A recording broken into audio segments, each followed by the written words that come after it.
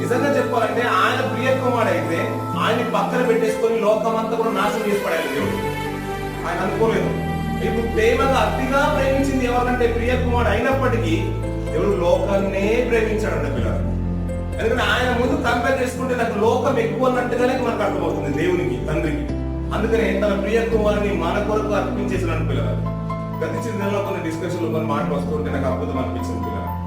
ఇప్పుడు ఆయన దేవుడు మనల్ని ప్రేమించాడు కాబట్టి తన ప్రియ కుమారుని అర్పించేశాడు.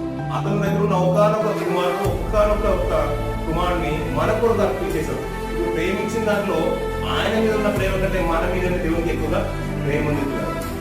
అబ్రహాం గారు తన ప్రియ కుమారుని అర్పించేశాడు పిల్లలు. ఒక్క కుమారుని అర్పించేసినట్టు పిల్లలు. ఆయన అర్పించడానికి సంసిద్ధం అవుతూ ఉంటే ఆయన దేవుడి మీద ఉన్న ప్రేమ ఎంత గొప్పది పిల్లలు. తన ప్రియ కుమారుని మీద ప్రేమ చాలా తక్కువ